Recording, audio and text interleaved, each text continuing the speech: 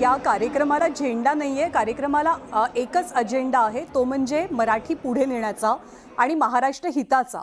असं असलं तरी सगळा फोकस आहे तो दोन ठाकरे बंधूंवरती, कारण हा विषय, ही घटना एक निमित्त ठरलेली आहे दोन्ही ठाकरेंनी एकत्र येण्याची, ज्याची वाट किमान 18 वर्ष प्रत्येक ठाकरे प्रेमीनं पाहिलेली आहे आणि दोघांच्या घराची ही दृश्य पाहतोय। आता शांतता आहे, आता वाजलेत सकाळचे 10:05, दोघांच्याही घरासमोर शांतता आहे, कार्यकर्त्यांची गडबड नाहीये, पण पुढच्या काही मिनिटांमध्ये कदाचित हे चित्र बदलू शकतं। अशी सुद्धा माहिती आहे की उद्धव ठाकरे कलानगरमधनं मातोश्रीवरनं निघतील, राज ठाकरेंच्या घरी पोहोचतील आणि तिथून ठाकरे कुटुंब सहपरिवार सहकुटुंब एकत्रित वरळी डोमच्या सभा ठिकाणी पोहोचेल किंवा जिथे कार्यक्रम आहे तिथे पोहोचेल।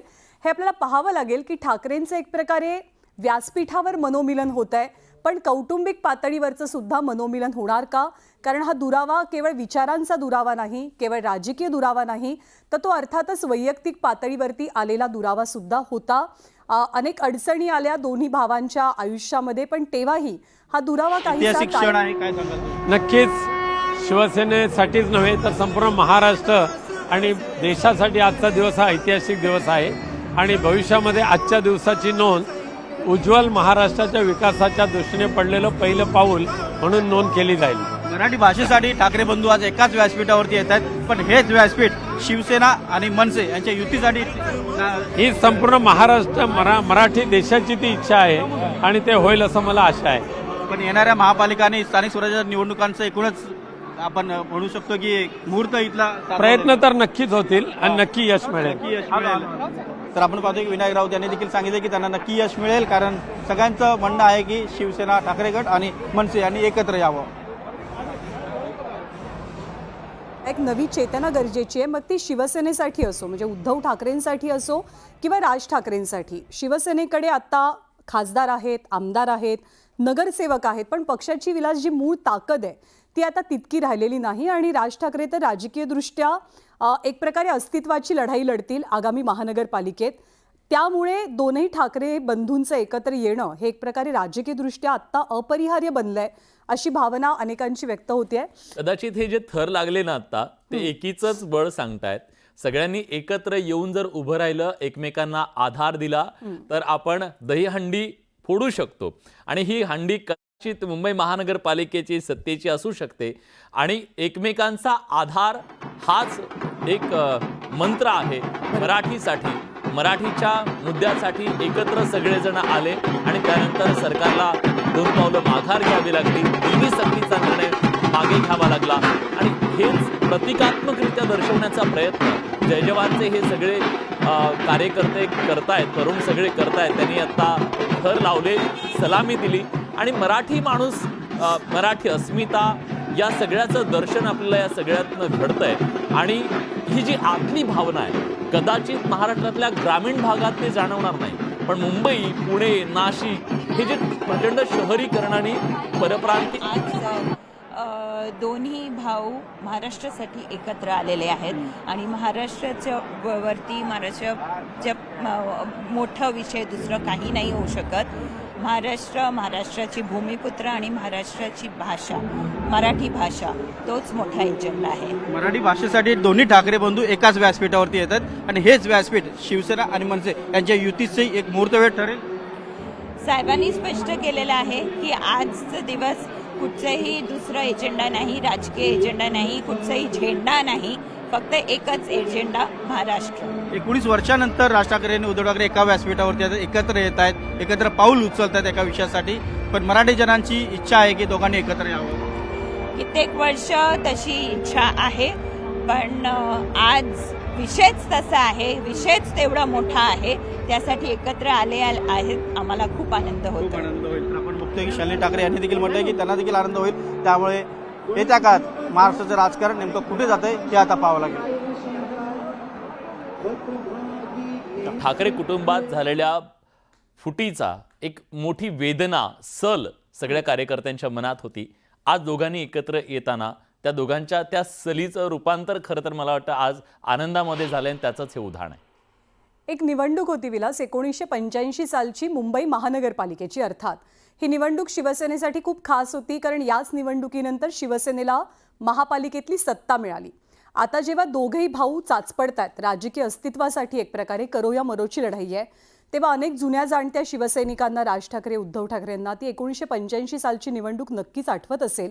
कारण तेव्हा महाराष्ट्रामध्ये मुख्यमंत्री होते वसंतदादा पाटील, आणि वसंतदादा पाटलांच्या मुखातनं एक वाक्य निघून गेलेलं, ते म्हणजे मुंबईला महाराष्ट्रापासून वेगळा करण्याचा डाव आहे का. प्रमोद नवलकर होते, मी जर चुकत नसेल तर, शिवसेनेचे आमदार, आणि विधानमंडळामध्ये एक मीटिंग झाली होती. त्या मीटिंगमध्ये हा विषय निघाला आणि हाच मराठीचा मुद्दा, म्हणजे मुंबईला महाराष्ट्रापासून कुणी वेगळं करू शकणार नाही. मराठी ही महाराष्ट्राची भाषा आहे, मुंबई महाराष्ट्राचीच आहे. याच मुद्द्यावरनं शिवसेनेनं ती निवडणूक लढवली, ती निवडणूक जिंकली आणि छगन भुजबळ शिवसेनेचे पहिले महापौर, मुंबई महानगरपालिकेचे महापौर झालेले होते.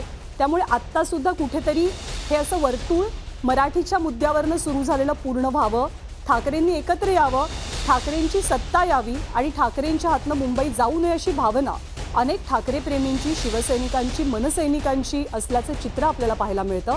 आणि त्याचमुळे राज्याच्या कानाकोपऱ्यातनं आलेले शिवसैनिक असोत, मनसेचे कार्यकर्ते असोत, अनेकांनी इच्छाही विलास व्यक्त केली की आजच घोषणा करून टाका. राजकीयदृष्ट्या ते तितकं सोपं असेल का? कारण मनं दुरावलेली आहेत, राजकीय वाटा वेगळ्या आहेत, दोघांचे कार्यकर्ते, प्रत्येकाचं एक स्ट्रॉंग केडर आहे. मनसे जरी निवडणुकीच्या रिंगणामध्ये यशस्वी नसली आत्ता या क्षणाला, तरीसुद्धा मनसेची एक स्वतंत्र राजकीय व्यवस्था आहे. त्या व्यवस्थेला शिवसेनेला सामावून घेणं कितपत शक्य होईल, शिवसेना किती लवचिकता दाखवेल, हे मुद्देसुद्धा दुर्लक्षित करून चालणार नाही. अगदी खरं आहे. पण एक गोष्ट आपल्याला जाणवली, कौटुंबिक पातळीवर गेल्या काही दिवसामध्ये जे विविध लग्न सोहळे असतील, ठाकरे कुटुंबात जे आनंदाचे क्षण होते, त्या क्षणांमध्ये दोन ठाकरे बंधू आपल्याला एकत्र येताना दिसले. म्हणजे कौटुंबिक पातळीवर ते मनोमिलन हळूहळू होताना दिसत होतं, पण राजकीय मनोमिलन मात्र कधीच झालेलं नव्हतं, जे आज आपल्याला इथं दिसणार आहे. आणि सगळ्यात महत्त्वाचं दिसतंय ते म्हणजे कार्यकर्ते. आज कुणाच्याही गळ्यामध्ये कुठलाही गमछा नाही आहे, त्यामुळे कोण कुठल्या पक्षाचा आहे, मनसेचा कोण आहे, शिवसेनेचं कळत नाही आहे. आणि दोघे एका एका गाडीने चाललेत, एकत्र चाललेत, एकमेकांना पेढे भरवत आहेत. हे जे जेल आहे, खरं तर हे सगळे बाळासाहेबांचे मूळ शिवसैनिक आहेत, नंतर ते मनसैनिक शिवसैनिक असे झाले. पण हे एकत्रीकरण जे आहे ते एकत्रीकरण दबाव आणते नेतृत्वावर. आणि हे दोन नेते काय म्हणाले, महाराष्ट्राच्या मनात जे असेल ते आम्ही करू. आज त्यांना त्या सभागृहातला आवाज जो असेल तो ऐकावा लागेल. अर्थात, आणि कौटुंबिक पातळीवर बोलायचं झालं तर खूप प्रकर्षानं आपल्याला दोघेही ठाकरे गेल्याच वर्षी नोव्हेंबर महिन्यामध्ये एकत्र दिसले. लग्न होतं राज ठाकरेंच्या बहिणीच्या मुलाचं. आता हे दोघं जण सख्खे चुलत भाऊ आहेत, सख्खे मावस भाऊ सुद्धा आहेत. त्यामुळे जय जयवंती ज्या आहेत त्या दोघांच्याही बहीण आहेत. आणि जी उद्धव ठाकरे राज ठाकरेंची पिढी आहे त्याच्यामध्ये जय जयवंती या एकट्या मुलगी आहेत, म्हणजे सगळ्या भावांची मिळून त्या एकटी बहीण आहेत. त्यामुळे असंही दरवेळेला सांगितलं जातं की बाळासाहेबांचं खूप विशेष प्रेम हे जय जयवंती यांच्यावरती होतं आणि ते कायम राहिलं. त्यांच्या मुलाच्या लग्नाच्या निमित्तानं दोघं अर्थातच म्हणजे कौटुंबिक मतभेद विसरून सुद्धा एकत्र आलेले होते. आणि तेव्हा सगळ्यात मोठी चर्चा झाली, कारण आत्तापर्यंत त्या लग्नापर्यंत दोन्ही ठाकरे हे कधीच आपल्याला इतक्या उघडपणे एकत्र येऊन खूप छान हास्यविनोद करतायत, एकमेकांना भेटतायत आणि खूप कम्फर्टेबल देहबोलीप्रमाणे वावरतायत हे दिसलेलं नव्हतं.